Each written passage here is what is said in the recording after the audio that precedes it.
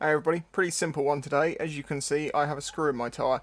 This tyre was fitted when I did the rebuild series on the XJ6, which, as you know, was not very long ago. Now, the other day I was going down the road, Reno was on the back, and I heard this thunk noise, and I was like, oh no. No. Because it sounded like, you know, if you ping a highly inflated tyre, it makes that ting sound. Well, sure enough, when we got home, I found a screw in it. It is in the most perfect position to be plugged, so I'm going to plug this one, because as I say, this tyre is too new, and I'm willing to experiment to find out if these things really are a permanent fix. Before I fix it though, have you ever considered or wondered why they always end up in the rear? The reason is quite simple. When the screw's on the ground flat like that and you ride over with your front tyre, it flicks it up, and then the back tyre catches it. Every time. So what I've got was one of these RHOK plug repair kits from Amazon, and I'm going to just try it and see if it works. I am not advising you that this is a permanent fix on yours, I'm just willing to try it out. I wonder how long this thing is.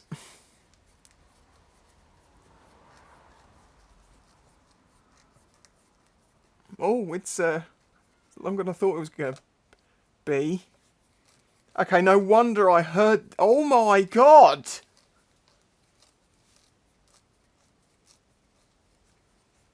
What? This is the longest screw in the world! Seriously? Seriously? So in the kit, you basically get three things. A reamer to clean out the hole and get it to the right size. The tool for actually putting the rope in, and a load of these rope plugs. And some instructions. Oh, and a little knife. So let's do this by the book, shall we? Remove any foreign objects. Well, we've done that. Insert the spiral tool into the hole, slide up and down to roughen and clean the inside of hole.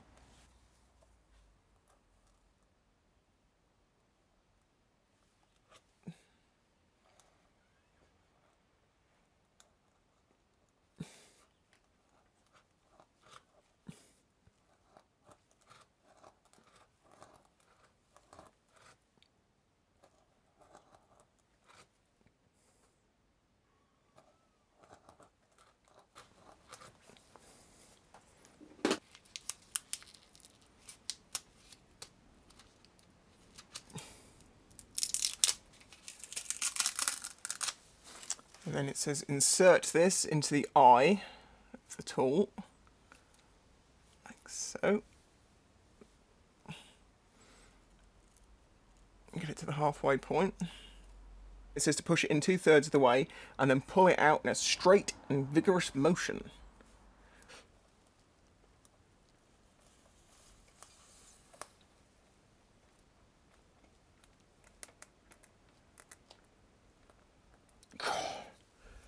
About 2/3, and then yank it out.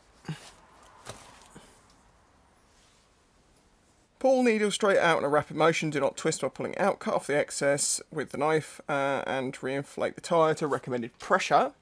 So they also supply this little knife so you can just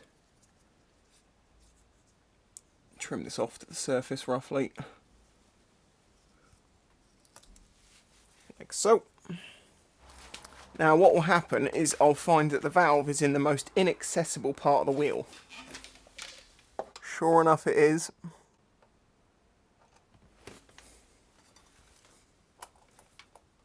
Right. Pump.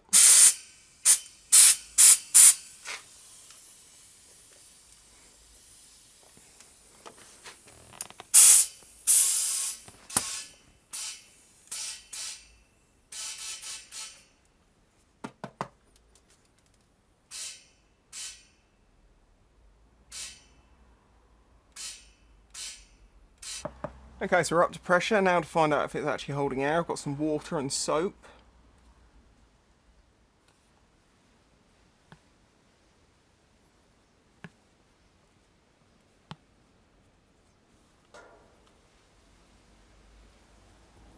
There you go, it's not leaking any air. I imagine that's going to squidge down and smooth out over time.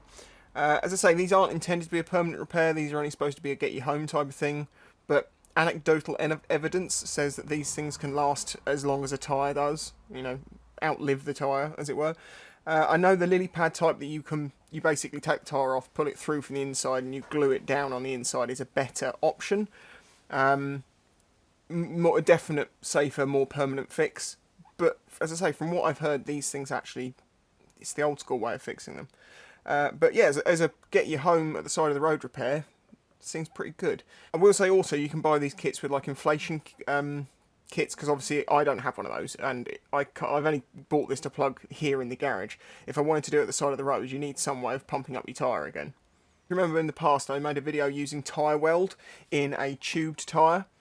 Now you're not supposed to use it in a tube tyre, but the reason I used it in that tube tyre is because I knew it would contain the mess. If you use tyre weld in a tubeless tyre like it's intended, it gets very messy inside. There is a thing that's said out there that if you use tyre weld on tyres, tyre fitters won't work on your wheel because it's too messy, etc. That's not actually true from what I've heard, because it just washes out, but they might be a bit fussy about it. I don't know, but clean, simple, cheap, job done, good.